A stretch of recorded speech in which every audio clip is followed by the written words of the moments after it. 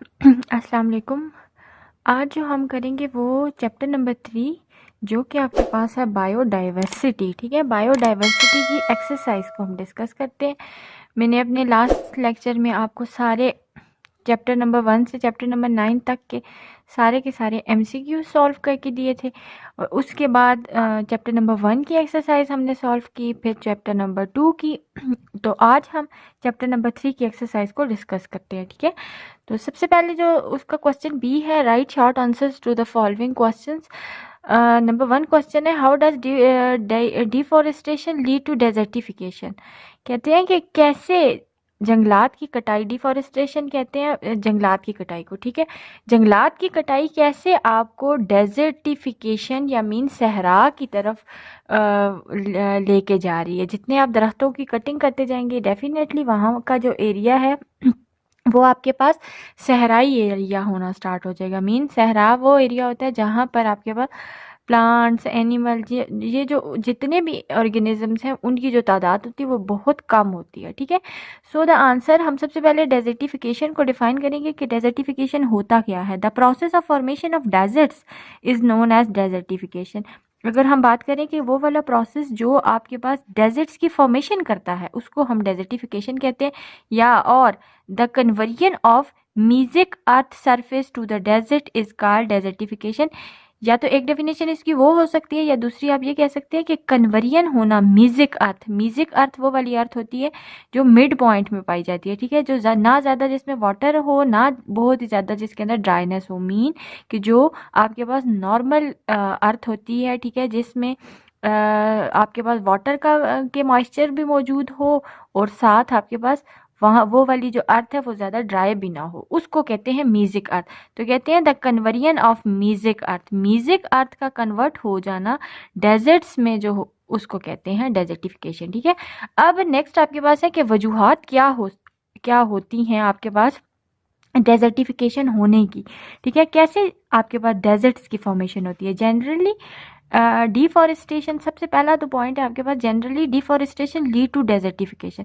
ज़्यादातर तो अमूमन जो है आपके पास दरख्तों की जो आप कटाई करते हैं उसकी वजह से जो है डेजर्टिफिकेशन होती है because of the following reason. अब उसकी वजूहात क्या है, हम दरख्तों को काटते क्यों हैं। ठीक है, due to deforestation the total amount of water in the soil decrease. जाहिर बात है जितना आप पौधे काट लेंगे तो ज़मीन के अंदर से पानी की अमाउंट कम हो जाएगी। क्यों? क्योंकि जड़ों की वजह से ज़मीन के अंदर जो रूट्स होती हैं प्लांट्स की, उन्होंने वाटर के जो मालिक्यूल्स होते हैं उनको अपने साथ बाउंड करके रखा हुआ होता है। ठीक है, नेक्स्ट पॉइंट है आपके पास the moisture and humidity in the air decrease. इसके अलावा जो आपके पास, अगर आप डिफॉरेस्टेशन या दरख्तों की कटाई ज़्यादा करेंगे तो उसकी वजह से क्या होगा कि आपके पास जो एयर के अंदर मॉइस्चर है जो और जो ह्यूमिडिटी है हवा के अंदर वो बहुत कम हो जाएगी। थर्ड पॉइंट है शॉर्टेज ऑफ रेन वाटर। पानी की कमी की वजह से भी आपके पास जो है डेजर्टिफिकेशन होती है, मीन डेजर्ट की फॉर्मेशन होती है। Occur so that rainfall decrease, अगर आपके पास बारिशें कम होंगी, ठीक है, बारिश का कम होना भी एक वजह होती है आपके पास डेजर्ट्स की फॉर्मेशन में। ठीक है, अब नेक्स्ट हेडिंग जो आपके पास आ सकती है वो होती है डेजर्टिफिकेशन। ठीक है, because of the above 3 science जो हमने डिस्कस किए कि काजेस क्या थे। ठीक है, because of the above 3 science significant reason the process of desertification occur, mean formation of deserts occur which badly affect the biodiversity and balance in the ecosystem। ठीक है, तो अगर ये हम बात करेंगे कि जो डेजर्टिफिकेशन है, डेजर्टिफिकेशन जो हो तो जाती है, ठीक है, सहरा की फॉर्मेशन तो हो जाती है, फॉर्मेशन डेजर्ट्स की हो जाती है, लेकिन वो अफेक्ट करती है पूरी की पूरी बायोडाइवर्सिटी को और साथ में इकोसिस्टम के बैलेंस को भी अफेक्ट कर रही होती है। ठीक है, इसके साथ नेक्स्ट हेडिंग आप इसी क्वेश्चन में डाल सकते हैं, कंट्रोल ऑफ डेजर्टिफिकेशन, कि आप डेजर्ट्स की फॉर्मेशन को कैसे रोक सकते हैं। टू प्रिवेंट डेजर्टिफिकेशन को रोकने के लिए एफॉरेस्टेशन, एफॉरेस्टेशन का मतलब ये होता है कि ज़्यादा से ज़्यादा पौधे लगाना। ठीक है, एफॉरेस्टेशन एंड रीफॉरेस्टेशन। रीफॉरेस्टेशन का मतलब ये है कि अगर कोई एरिया जिधर आपके पास प्लांट की कटिंग हो गई, रीफॉरेस्ट उसको करना। ठीक है, उसी एरिया को मज़ीद किसी पौधे का कोई पार्ट इंजर्ड है उसको दोबारा से सेट करके नए पौधे लगा के नई पेवंत कर कटिंग्स वगैरह लगा के, ठीक है, ग्राफ्टिंग करके ज़्यादा से ज़्यादा पैदावार को करना, वो आपके पास रिफॉरेस्टेशन होता है, आर रिक्वायर्ड। तो आपके पास डेजर्टिफिकेशन को कम करने के लिए क्या क्या प्रोसेस यूज़ किए जाते हैं, एफॉरेस्टेशन एंड सेकेंड है आपके पास रिफॉरेस्टेशन, ठीक है। अच्छा, नेक्स्ट आपके पास क्वेश्चन नंबर सेकंड जो है वो है आपके पास, why it is important for a biologist to understand biological classification, ठीक है। कि इस क्वेश्चन को सबसे पहले आप समझ लें कि वो कहते हैं कि आपके पास ये चीज़ क्यों इम्पॉर्टेंट है बायोलॉजिस्ट के लिए, कि उनको बायोलॉजिकल जो क्लासिफिकेशन है ऑर्गेनिज्म की वो क्यों ज़रूरी है बायोलॉजिस्ट के लिए, ठीक है। तो इसका क्वेश्चन नंबर इसका जो आंसर नंबर है वो मैं आपको बता देती हूँ, ठीक है, उसको भी हम डिस्कस करते हैं। सो इस क्वेश्चन नंबर सेकंड का जो आंसर है वो आपके पास आप उसका आंसर ये लिख सकते हैं कि एम्स या नीड ऑफ क्लासिफिकेशन आप हेडिंग डालेंगे और मीन कि क्यों ज़रूरी है, ठीक है। हमने वो बताना है कि बायोलॉजिस्ट के लिए क्लासिफिकेशन क्यों ज़रूरी है, तो उसके बेसिक पॉइंट्स या बेसिक नीड्स हमने बतानी है। There are million of living organism which cannot be studied properly without proper arrangement, therefore proper taxonomic classification is necessary. Definitely कहते हैं कि इतने ज़्यादा ऑर्गेनिज्म हैं आपके पास जो कि उनकी प्रॉपर अरेंजमेंट को स्टडी करने के लिए हमें उनकी क्लासिफिकेशन की बहुत ज़्यादा ज़रूरत है, ठीक है। नंबर 1 पॉइंट है, अब नंबर 1 पॉइंट में क्या वो कहता है, to study organism more easily in a different habitat. हम क्लासिफिकेशन इसलिए करते हैं ताकि हम डिफरेंट ऑर्गेनिज्म को इजीली स्टडी कर सकें डिफरेंट हैबिटेट पे। हैबिटेट उनके रहने की जगह को कहते हैं, ठीक है।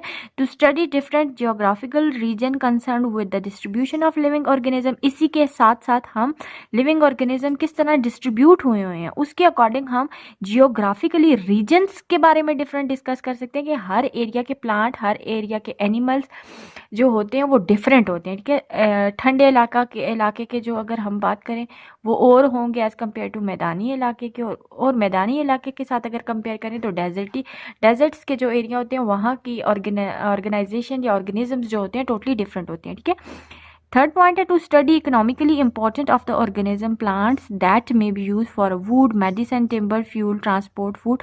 इसके अलावा कहते हैं कि आप जितना ज़्यादा ऑर्गेनिज्म को स्टडी करते हो उससे हमें, अगर हम सिर्फ प्लांट्स की बात करें तो प्लांट से हम लकड़ी लेते हैं, डिफरेंट मेडिसिन ले रहे हैं, टिम्बर के तौर पे वो यूज़ हो रही है, फ्यूल के तौर पे, ट्रांसपोर्ट के तौर पे आपके पास ये चीज़ें यूज़ हो रही है और एज अ फूड के तौर पर यूज़ हो रही है, ठीक है। पॉइंट 4 है आपके पास, to study similarities among organism. हम डिफरेंट ऑर्गेनिज्म के अंदर सिमिलैरिटीज़ क्या क्या हैं वो क्लासिफिकेशन के थ्रू हमें पता चलती है, क्योंकि एक जैसे जो ऑर्गेनिजम्स होते हैं उनको वो हमने पहले भी जब क्लासिफिकेशन के टॉपिक को स्टडी किया था तो उसके अकॉर्डिंग वो ये था कि जो सेम ऑर्गेनिज्म होते हैं उनको एक ही कैटेगरी के अंदर रखा जाता है, ठीक है। क्वेश्चन नंबर 5 है, इसी का पॉइंट 5 है, टू स्टडी डिससिमिलैरिटीज़ अमंग ऑर्गेनिज्म। इसी के साथ साथ डिससिमिलैरिटीज़ को भी हम डिस्कस करते हैं।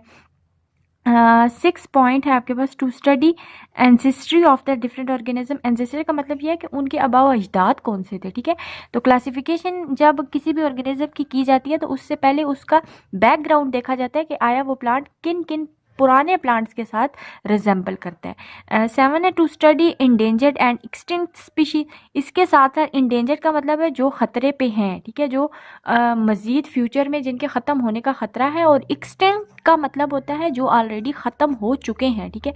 हमें क्लासिफिकेशन के थ्रू इन दो चीज़ों को करने में हेल्पफुल होती है।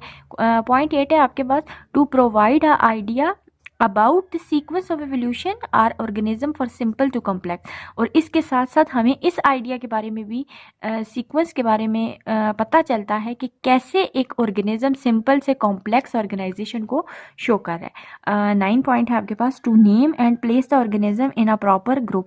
इसके साथ साथ हम हर ऑर्गेनिज्म को प्रॉपर नेम देते हैं और प्रॉपर उसकी एक प्लेस है, मीन उसको एक प्रॉपर जगह पर रखा हुआ है डिफरेंट ग्रुप्स के अंदर, ठीक है। तो ये था आपके पास question number second. Question number third हम देखते हैं अभी, वो क्या है आपके पास। नेक्स्ट क्वेश्चन नंबर 3 जो है आपके पास वो है आपके पास, what is the status of virus in classification. कि क्लासिफिकेशन के अंदर वायरस का जो स्टेटस है वो क्या है, ठीक है। तो इसका आंसर है आपके पास तो आप स्टेटस ऑफ वायरस को डिस्कस करने से पहले सबसे पहले हम वायरस को देखेंगे, वो क्या है, मीनिंग है उसका, ठीक है। The word virus is drive from Latin word venom which mean poisonous fluid, ठीक है। अब अगर डेफिनेशन देखें तो virus is a non cellular obligate parasite containing DNA और RNA surrounding by protein coat. जबकि आपके पास उसकी जो डिस्कवरी है वो उसको डिस्कवर किया था रशियन साइंटिस्ट इवानोस्की इन 1892 इन अ टोबैको प्लांट। सबसे पहले टोबैको प्लांट के अंदर आपके पास ये जो वायरस है ये डिस्कवर हुआ था। अब हम बात करेंगे स्टेटस ऑफ वायरस की, ठीक है। नेक्स्ट आप हेडिंग डाल सकते हैं आंसर की स्टेटस ऑफ वायरस, उसकी हेडिंग डाल के अब उसका स्टेटस क्या है वो अकॉर्डिंग टू क्वेश्चन जो हमें उन्होंने मांगा हुआ है अब हम उसका आंसर देंगे, ठीक है। आपके पास इंट्रोडक्शन हम देखेंगे कि वायरस का इंट्रोडक्शन क्या है, ठीक है। Virus are excluded from the 5 kingdom classification because they are neither consider as animal nor as plant. इसको 5 किंगडम क्लासिफिकेशन में नहीं रखा जाता बिकॉज ना ही इसको एनिमल समझा जाता है ना ही आपके पास इसको प्लांट समझा जाता है, ठीक है।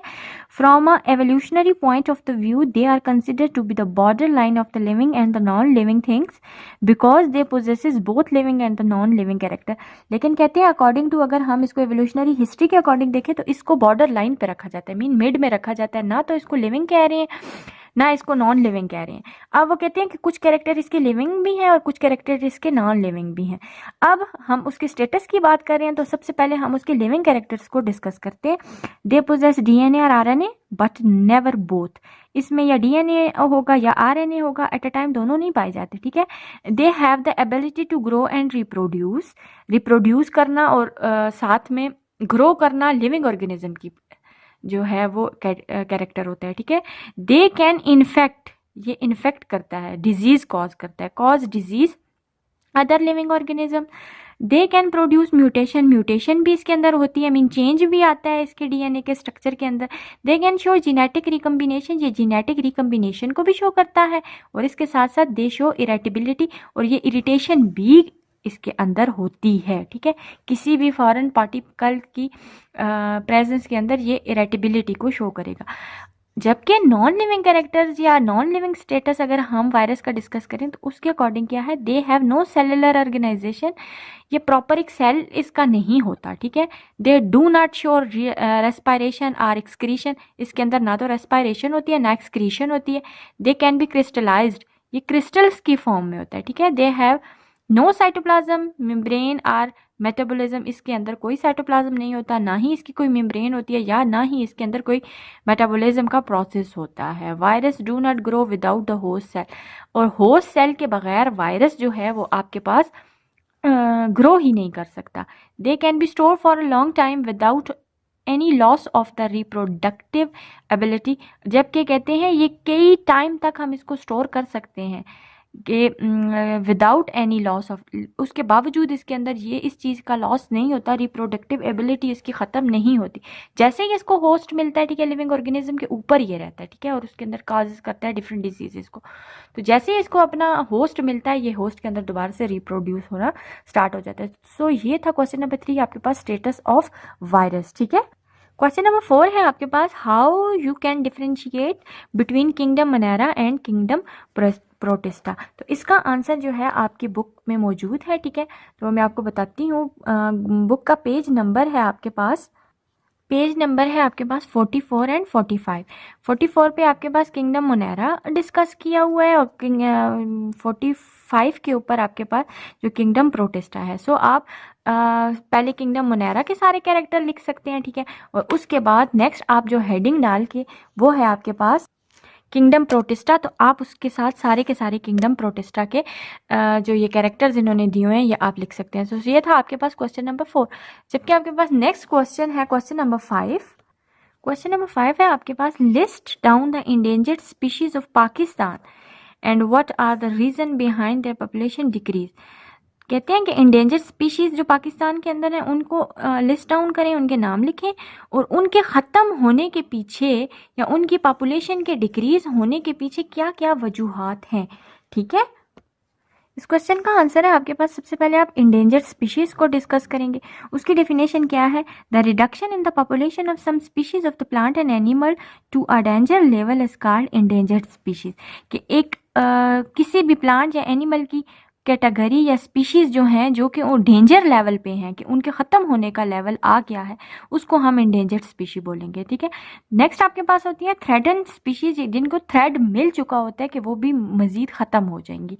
The species which are likely to become endangered, जो आगे मज़ीद मीन इंडेंजर्ड के पोर्शन पे जाने वाली हैं द नियर फ्यूचर में, उनको कहते हैं हम थ्रेटन्ड स्पीशीज़ बोलते हैं। अब एग्जाम्पल के तौर पे नेक्स्ट आप हेडिंग डालेंगे फॉर एग्जाम्पल इंडेंजर्ड प्लांट कौन कौन से हैं, क्योंकि उन्होंने हमें कहा है कि आप लोगों ने उनको बताना है कि कौन कौन से लिस्ट डाउन करने हैं, ठीक है। प्लांट्स में आपके पास रेफ्लेशिया होता है and grass fern of the Indonesia are endangered, whereas plant like yew, चिलगोजा एंड सनोबर हैव, जबकि इसके साथ साथ अगर हम बात करें यू जो है या चिलगोजा है या सनोबर, ये जो प्लांट्स हैं वो बिकम इंडेंजर्ड इन पाकिस्तान के अंदर वो इंडेंजर्ड माने जाते हैं, ठीक है। नेक्स्ट आपके पास जो आता है वो इंडेंजर्ड एनिमल्स की अगर हम बात करें कि इंडेंजर्ड एनिमल कौन कौन से हैं, animal like giant pandas in China and mountain gorilla in Africa are also endangered. उसके बाद नेक्स्ट पॉइंट आप ये लिख सकते हैं in Pakistan 31 species of mammals, अगर हम मैमल्स की बात करें तो उनमें से 31 स्पीशीज़ जो मैमल की हैं, और जबकि आपके पास 20 स्पीशीज़ उसमें बर्ड्स की, 5 स्पीशीज़ रेप्टाइल्स की जो हैं वो आपके पास लिस्टेड हैं इंडेंजर्ड के तौर पे। For example the bird houbara bustard जो है आपके पास, और नेक्स्ट आपके पास ये जो आता है कैपर, ठीक है, कैपर फेल्कोनेरी जो है जिसको आप माखोर कहते हो, वो आपके पास इंडेंजर्ड स्पीशीज़ में आता है। अब इसी क्वेश्चन का जो नेक्स्ट पार्ट था वो था आपके पास रीज़न क्या क्या है कि किसी भी पॉपुलेशन को के डिक्रीज़ होने का जो रीज़न है वो क्या क्या है, ठीक है। Many plants and animal species have become endangered due to the human activities, उसमें क्या क्या है, over population of human, over grazing, slow breeding in some organism, tough competition for the food shelter etcetera among species, population, diseases, climatic change, habitat destruction, deforestation, industrialisation और social need, ये सारे जो points हैं आपके पास, ये reason हो सकता है किसी भी एरिया के अंदर पॉपुलेशन के डिक्रीज होने के में, ठीक है। तो ये था चैप्टर नंबर 3 जो कि जिसके जो हमने आज शॉर्ट क्वेश्चन आंसर डिस्कस किए हैं, ठीक है।